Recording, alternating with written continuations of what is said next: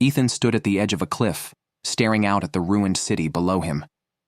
The once bustling metropolis had turned into a graveyard of broken buildings and twisted metal. The sun was setting, casting a blood-red glow over the desolation. But the beauty of the sunset couldn't mask the ache that gnawed at his heart. He was alone. The world was silent, save for the occasional howl of the wind and the distant creaking of rusted steel. Every street he walked, every building he explored, only reminded him of how far humanity had fallen. A virus, then a war, then the final devastation. Humanity's extinction had come in stages, and now he was the last one left. Ethan had spent years learning to survive, scavenging for food and water, avoiding the deadly storms that ravaged the planet, and living in the shadows of what had once been civilization. There were no more cars on the roads, no more voices in the streets, no more laughter or music. There was nothing but endless emptiness. He had tried to hold on to the memory of those he had loved, his parents, his friends, but the memories were fading now, slipping away like sand through his fingers. He had become accustomed to the solitude. At times, it felt like a companion, and at other times, a prison. But then, on a morning like any other, something had changed. It was a flicker at first, a signal from a device he had scavenged. At first, he thought it was just static, some remnant of the old world. But then, there it was again. A voice, faint but clear, desperate and afraid. "Is anyone out there? Please. Help. I'm alone." Ethan's heart raced as he scrambled to respond. He hadn't heard another human voice in years. Was it real? Was there truly someone out there? Or was it some trick of the broken world? He immediately began to gather his supplies: a map of the old city, some rations, a flashlight, and a few weapons for protection. He had no idea where the voice was coming from, but he had to find out. The thought of not being the last human left filled him with a sense of urgency he hadn't felt in years. He set off, following the weak signal that seemed to pulse with life. The roads were more treacherous than usual, filled with craters, wild animals, and remnants of failed experiments from the old world. But he pressed on, driven by the hope that maybe, just maybe, he wasn't the last. As he journeyed, Ethan couldn't help but wonder who this person was. What had happened to them? Why were they alone? The questions burned in his mind, but the answers remained elusive. All he knew was that he had to find them, no matter the cost. Days passed, and the journey grew more difficult. The landscape became increasingly hostile, the once pristine world now a wasteland of ruined cities and abandoned towns. Yet Ethan's determination never wavered. He couldn't stop now. Not when there was hope that another human being might be out there. Then, on the 4th day of his journey, he stumbled upon an old, crumbling radio tower in the middle of a destroyed village. His heart leapt in his chest. This was it, the source of the signal. He climbed to the top of the tower, his hands trembling with anticipation. And then, as he adjusted the frequency, he heard it again. The voice. "Hello? Is anyone out there? Please, I need help." It was a woman's voice. Ethan's pulse quickened. He wasn't imagining it. Someone was out there and they were alive. For the first time in years, he felt a glimmer of hope. A fire ignited within him, pushing him to climb down the tower and make his way toward the source of the signal. As he traveled, he found himself haunted by thoughts of the woman. What did she look like? Where was she? Was she alone? And most importantly, how had she survived in this world? The journey was long and fraught with danger, but his resolve never wavered. On the 7th day of his search, he reached a small settlement, nothing more than a few abandoned homes and a crumbling church. And there, standing in the doorway of the church, was the woman. She was tall, her face partially hidden behind a hood. Her skin was pale, her eyes a piercing shade of green, but it was the sadness in those eyes that struck him most. She had been through something horrible. Ethan took a tentative step forward. Are you the one who sent the message? The woman looked up, her expression unreadable. I am. And you're the first person I've seen in years. Ethan could hardly believe it. He had found her. After all this time, he was no longer alone. I'm Ethan, he said, trying to steady his voice. I heard your message. I didn't think anyone else was alive. She nodded slowly, her eyes searching his face as if she couldn't quite believe it either. I thought I was the last too. My name is Sophia. They stood there for a long moment, both of them unsure of what to say next. There was so much to say, so much to ask, but for now, they just stood there. Two survivors in a world that had forgotten what it meant to live. Ethan took a step forward, the weight of the moment settling on his shoulders. The world had gone silent around him, and all he could hear was the faint rustling of wind and the thumping of his own heartbeat. Sophia's gaze, though distant, held an intensity that made him feel both seen and invisible at the same time. For the first time in years, Ethan wasn't sure what to say. He had spent so much time alone that words had become foreign to him, like forgotten languages. But something in Sophia's eyes urged him to try. I never thought I'd find someone, he said quietly, his voice rough with emotion. I thought I was the last. Sophia nodded, her eyes downcast. I thought the same. Every day I waited. But the days just stretched on, and I got used to the silence. Then one morning I heard your signal, and here you are. Ethan wanted to say more, to ask about her, about how she had survived when everything around them had crumbled, but the words wouldn't come. Instead, he just stood there, staring at her, feeling the gravity of the moment. The silence hung between them, thick and suffocating, until Sophia spoke again. We should get inside. It's not safe out here after dark. Her voice broke through his reverie, and Ethan nodded. They walked into the church together, the doors creaking as they opened. Inside, the air was stale, but there was a strange sense of familiarity, like this place had once been filled with life. The pews were dust-covered, and the altar was cracked, but it had survived. And in this world of ruin, survival meant everything. Sophia gestured to one of the pews. You can sit if you'd like. Ethan sat down, his muscles aching from the journey. Sophia lingered near the altar, staring out the broken windows. He couldn't help but notice the hollow look in her eyes, as if the past years had drained something vital from her. He wasn't sure how long they sat in silence. Neither of them seemed ready to break the quiet, though there was so much unspoken between them. Finally, after what felt like an eternity, Sophia spoke again, her voice low but steady. I've been alone for so long, Ethan. It's hard to remember what it felt like to talk to someone, to have someone care. She paused, taking a shaky breath. I don't even know why I'm telling you this. It just feels like we don't have time for all the things we've lost, you know? Ethan's heart clenched at her words. He understood, more than she could know. The ache of loss, of never knowing if you'd see another soul again. It was a weight that never fully lifted. I get it, he said quietly. But we're here now, and we can figure it out. Together. Sophia's gaze shifted to him, and for a brief moment, there was a flicker of something in her eyes. Hope, maybe? Or was it just a reflection of the moonlight? She didn't respond immediately, instead looking down at her hands. I don't know if I believe in together anymore. Not after everything. People disappoint you, Ethan. They leave. And in the end, you're just left with your own survival instincts. That's all that matters. The weight of her words settled over him. He couldn't argue with the harsh truth she spoke. He had seen it himself. Friends and family torn apart by the chaos, by the virus, by the war. People who had promised to stick together. But in the end, they all vanished.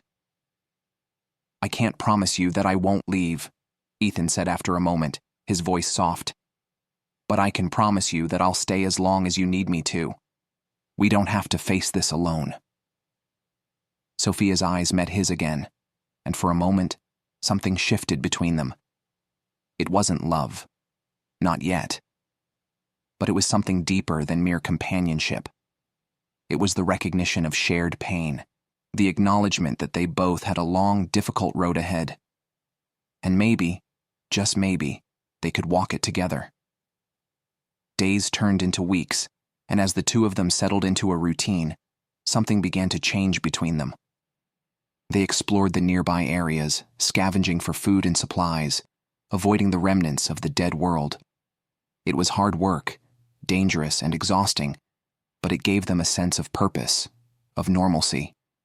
In the evenings, they would sit together in the church talking about everything and nothing.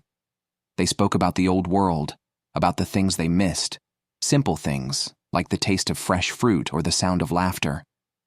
But more often than not, the conversation turned to the past. Sophia rarely spoke about what had happened to her before the end, but there were moments when the memories seemed to consume her. Ethan saw the flashes of fear in her eyes when they passed a destroyed building, or when they encountered a small group of mutated animals. It was as if every step forward was weighed down by the ghosts of the past. One night, as they sat by a small fire, Sophia finally spoke, her voice low and trembling. "I had a family once," she said, staring into the flames. "A little brother. My parents. They didn't survive. I don't know how I did." Ethan didn't know what to say. He wanted to reach out to her, to tell her that it wasn't her fault, that she had done everything she could. But he knew that words wouldn't heal that kind of wound. Instead, he simply sat next to her, his presence a quiet offer of support. There were no easy answers in this broken world, no quick fixes. But maybe, just maybe, they could help each other find a way forward. As the days turned into weeks, a quiet understanding grew between Ethan and Sophia. Their routine had become predictable, but in a world like theirs, predictability was a luxury. They hunted for food, scavenged abandoned buildings for supplies, and explored the ruins of what had once been a thriving society. Though their conversations were often filled with pain and regret, there were moments of warmth. Ethan could tell that Sophia, despite the scars of her past, was beginning to trust him. She would smile occasionally, those fleeting, rare moments when she let herself believe, just for a second, that things could be better. And Ethan, he found himself doing the same. He had not realized how desperately he had longed for another person's company, how much he had missed the connection that came from speaking, from sharing stories, from simply being with someone. Even though he had been afraid to open his heart to her, he found himself doing so anyway. It was a gradual shift, this building bond between them, like the slow weaving of threads that would eventually form something strong enough to hold them up when the world around them seemed ready to collapse. And inevitably, it was tested. One evening, after a particularly long day of scavenging, Ethan and Sophia returned to the church to find it eerily quiet. Something felt off. The air was thick, suffocating. The once comforting sound of the wind outside had turned into a low, menacing hum. Sophia noticed it first. She had her hand on the door, ready to push it open, but she hesitated. "Something's not right," she murmured, her voice tense. "We should be careful." Ethan felt a chill run down his spine. He trusted her instincts. They had gotten this far by listening to that inner voice, the one that told them when to run and when to fight. They entered cautiously, weapons drawn. The church seemed normal at first, dusty, abandoned, but the silence was overwhelming. No signs of life, no movement. The building was empty, but it felt like something was watching them. A sudden noise, a sharp crack from above, made them both freeze. It was the sound of footsteps. Before either of them could react, the door slammed shut behind them. They spun around, but there was no one there. Just the oppressive silence that seemed to have swallowed the world whole. "Who's there?" Ethan called out, his voice steady but filled with uncertainty. A figure stepped from the shadows, moving with the speed and fluidity of a predator. They wore a mask, dark clothing, and carried a crossbow, an unmistakable sign that they were prepared for a fight. "Stay back," the figure said, their voice cold, commanding. "I've been watching you too, and now I want answers." Ethan's heart pounded in his chest. There was something menacing in the stranger's tone, but he couldn't afford to show fear. Not now. Not when they were so close to finding safety, so close to rebuilding what had been lost. Sophia, however, wasn't as calm. She took a step forward, her eyes narrowed. "Who are you? What do you want?" The stranger didn't answer immediately. Instead, they lowered their crossbow, and the silence stretched on, thick and tense. When they finally spoke, their words sent a cold shiver down Ethan's spine. "You don't get it, do you?" the stranger said. "You're not the only ones left. I've been following you both for days, and I'm not here to make friends. I'm here to make sure you don't survive." Sophia's eyes flashed with recognition. "You're one of them, aren't you?" she whispered. "One of who?" Ethan asked, confused. He knew there were other survivors, but this was the first time he had encountered someone so hostile, so dangerous. "The survivors who have turned this world into their own private hunting ground," Sophia explained, her voice trembling with anger. "The ones who don't care about rebuilding, who only want to dominate what's left. They've been hiding out in the old military bunkers and other strongholds. We've encountered them before. Merciless people who would rather kill than help." Ethan's blood ran cold. He had thought the world was empty, devoid of life. But this revelation sent a shock through him. They weren't alone. Not in the way they had hoped. The stranger's eyes flicked between them, a smile creeping onto their face. "You're right. I'm one of them. And you should be careful. The world isn't just full of dangerous animals and storms. It's full of people who have lost everything, and they're willing to do anything to get it back." Sophia stepped closer to Ethan, her expression hardening. "If you want to fight, we can fight. But we won't go down without a fight." The stranger's laughter echoed through the room, harsh and mocking. "You think you can take me down? You're just two weak survivors playing at being heroes. I've killed for less." Ethan's hand gripped his weapon tighter, his jaw clenched. They couldn't afford to be weak. Not now. Not when they had come so far. But before either of them could make a move, the stranger suddenly froze, their eyes narrowing as if they had just heard something. A growl echoed from outside the church, followed by the unmistakable sound of shuffling footsteps. "Looks like your little game is over," the stranger hissed, his eyes narrowing. "I didn't think it would come to this, but now you've got no choice." Without warning, the stranger turned and bolted for the door, disappearing into the night. Sophia and Ethan stood there, staring at the door, unsure of what was coming next. A wave of realization washed over them. This was just the beginning. The world was no longer just a place of ruins. It was a battleground. The next few days were spent preparing. They fortified the church, setting up makeshift traps and securing the windows and doors. They knew they couldn't wait for another attack. They had to make the first move. As they worked together, their bond deepened. Ethan could feel the weight of the tension between them, but he also recognized something else, a growing sense of attachment. It was dangerous, this feeling. He knew it. But the way Sophia's eyes lit up when she spoke about fighting back, about taking control of their destiny, made him believe that they could do it. They could survive. On the third night after the stranger's visit, they heard it. The sound of approaching footsteps, quiet but distinct. There were others, and they were closing in. Ethan's heart raced, but he didn't hesitate. They had no choice. The time for running was over. The night had fallen into an unsettling stillness. The sounds of nature, the rustling of trees and the distant howls of wild animals, were suddenly replaced by the unmistakable sound of footsteps, deliberate and calculated. They were not alone anymore, and the creeping tension in the air was suffocating. Ethan and Sophia sat side by side, weapons in hand, each lost in their own thoughts. They could feel the weight of what was to come. It wasn't just a fight for survival now. It was a fight for their future, a future that had suddenly become far more fragile than either of them had imagined. "I don't like this," Sophia whispered, breaking the silence. "We've seen signs of other survivors, but this feels different. They're coming for us." Ethan turned to face her, his eyes intense. "We've made it this far, Sophia. We can make it through whatever comes next, but we have to stick together, no matter what happens." She nodded, her grip tightening on her weapon. "I know, I didn't expect this.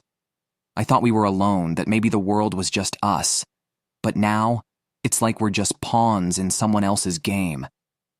Ethan could understand that feeling. In the early days, when it had been just him, the isolation had felt almost like a comfort, a way to escape the reality of their shattered world.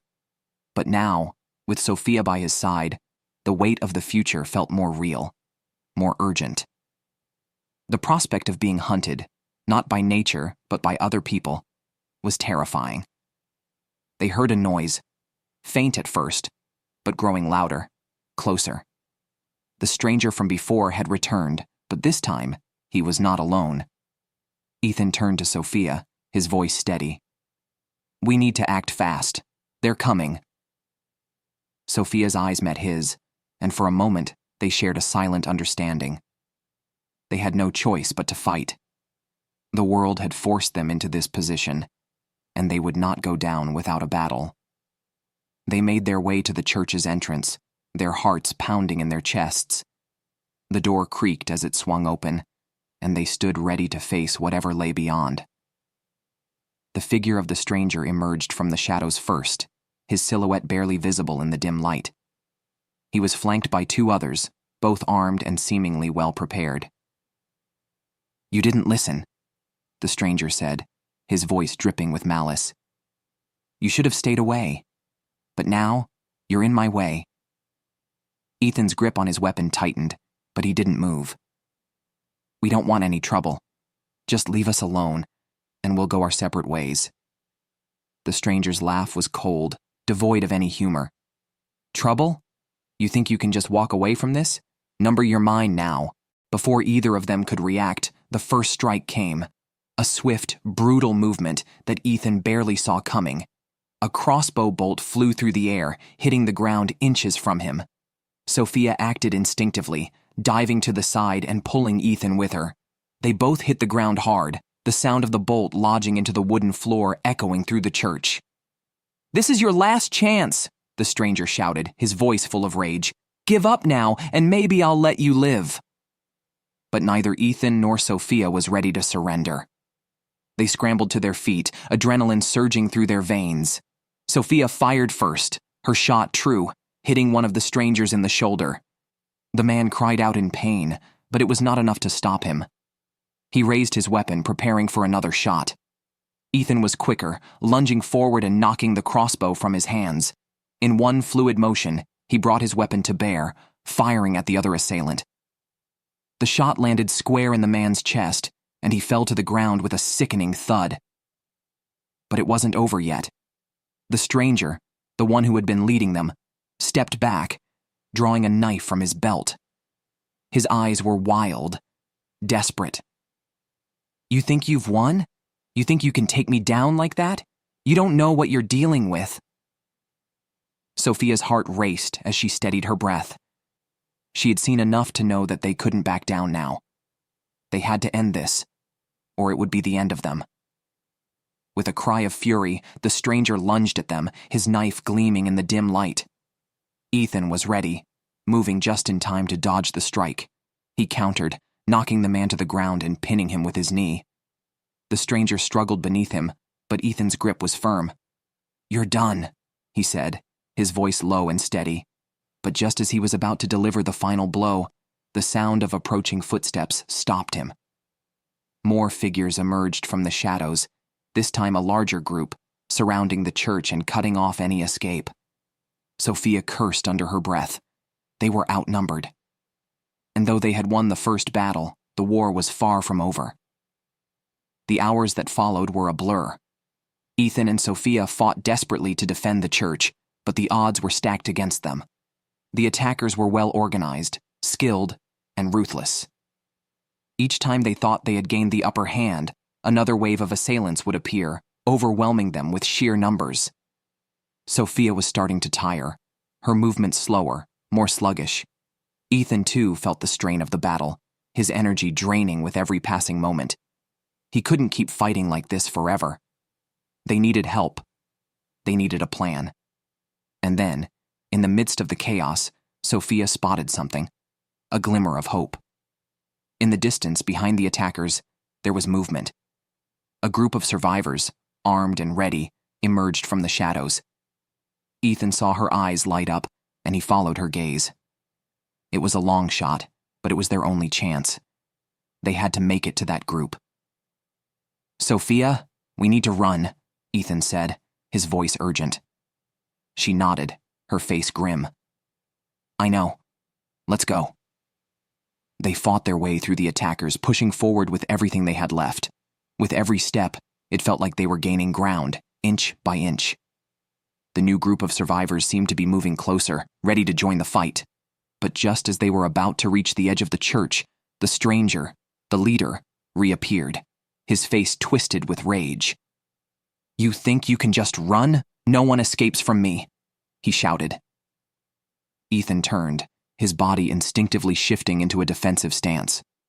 He wasn't going to let the stranger take them down now, not after everything they had been through. The fight wasn't over, but neither was their hope. Ethan's heart pounded as the stranger lunged at him, the blade flashing in the dim light. Time seemed to slow, every muscle in Ethan's body screaming for him to act, to survive. He ducked just in time, feeling the knife slice through the air where his neck had been a second before. He couldn't afford another mistake. Not here. Not now. He spun on his heel, his body moving on instinct. The stranger, relentless in his pursuit, charged again, his anger evident in every movement. Ethan sidestepped, delivering a powerful blow to the man's back with the butt of his weapon, sending him crashing to the ground. Sophia, meanwhile, was holding her own against another attacker, her sharp eyes scanning the area for any opening. She was exhausted, but the will to survive burned brightly in her chest. She had to fight, for herself, for Ethan, for the future that still seemed so uncertain. The distant rumble of more footsteps echoed through the night, and she turned to see more figures closing in from behind. Their group of survivors was getting closer, but they weren't going to make it in time to prevent the enemy from closing in. "Move!" Ethan shouted, his voice cutting through the chaos. "We have to get to the survivors!" But the stranger wasn't done yet. He grabbed Ethan's leg, pulling him down. With a growl of rage, Ethan kicked him off, but the damage was done. He could feel the blood rushing to his head, the dizziness threatening to take over. "Not so fast," the stranger spat, crawling toward him, knife raised high. Sophia acted without hesitation. She rushed forward, tackling the man to the ground. Her body collided with his, the shock of impact stunning him momentarily. With a ferocious scream, she wrenched the knife from his hand, twisting it in his grip and driving it into the earth beside his head. "You don't get to take him," she hissed, her voice full of venom. "Not now. Not ever." The stranger growled, still fighting, but Sophia was unrelenting. She pushed the blade deeper into the ground, pinning him in place. Ethan was on his feet now, the fog in his head clearing, but he didn't need to be told what to do. They had to finish this. With a swift motion, Ethan grabbed the stranger by the collar and pulled him to his feet, his own breath coming in ragged gasps. "You've lost," he said, his voice low but unwavering. The stranger met his gaze, eyes full of fury. "This isn't over," he spat, before he crumpled to the ground, defeated. For a moment, there was silence. The tension in the air was thick, but as the last of the enemy attackers fell, Ethan and Sophia stood side by side, bruised but alive. Their breath was heavy, their bodies trembling from the adrenaline, but they had made it. The survivors arrived, stepping over the bodies of the fallen assailants. A tall, rugged man led them, his face hard but relieved when he saw that Ethan and Sophia were still standing. "You made it," the man said, his voice a mix of awe and respect. "I didn't think anyone could hold out for this long. Looks like you two have some fight in you after all." Ethan nodded, though he could barely find the strength to speak. "We didn't come this far to lose now." The survivors began to move toward the church, checking the perimeter for any more threats. But even with the immediate danger past, the weight of their survival hung heavy in the air. They had made it through another battle, but what would come next? Sophia collapsed against the stone wall, her body exhausted, but her mind racing. They were still alive, but for how long? The world around them had changed forever, and they had no choice but to adapt, to fight. It was the only way forward. Ethan sat beside her, his gaze distant. "We've won the battle, but we haven't won the war," he said, more to himself than to her.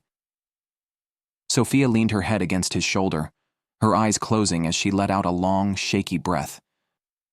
"But we're not alone anymore," she whispered. Ethan didn't answer.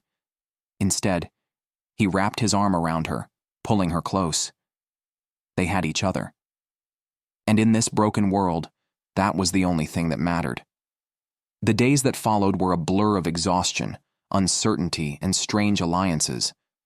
The survivors who had arrived to help them were not what they had expected, fellow wanderers in this desolate world, much like themselves, driven by the same need to survive. Ethan and Sophia had learned quickly that the world they had once known was gone. In its place was a chaotic, fragmented existence where trust was a luxury and every day was a fight for survival. But there was something else, too. A small, fragile thread of hope. They had made it through the worst of it together, and that counted for something. But as they gathered their meager supplies and prepared to move again, Ethan couldn't shake the nagging feeling that this was just the beginning, that there were more threats waiting, more dangers lurking in the shadows. Sophia looked at him, sensing his unease. "What's on your mind?" He hesitated before answering. "I don't know if we can keep running forever, Sophia. We need to find something, someone that can help us rebuild. We can't just keep surviving. We need a future."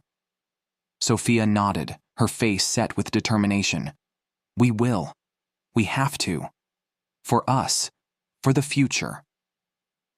Ethan wasn't sure what that future looked like anymore, but he knew one thing. He wouldn't give up. Not now. Not ever. Days turned into weeks as the group of survivors continued their journey. They faced more challenges, more enemies, more dangers, and more losses. But through it all, Ethan and Sophia never stopped moving forward. Their bond had grown stronger with each passing day, and together, they began to see the glimmer of a brighter future on the horizon. One evening, as they sat by the fire, looking out at the darkening sky, Ethan spoke quietly. "I never thought I'd make it this far," he said. "But I guess we don't really get to decide how things turn out, do we?" Sophia smiled, her eyes reflecting the faintest light of hope. "Maybe not. But we get to decide what we do with the time we have left." And in that moment, as they stared into the uncertain future, they knew that they weren't alone. They had each other. And that, in a world that had lost so much, was more than enough to keep going.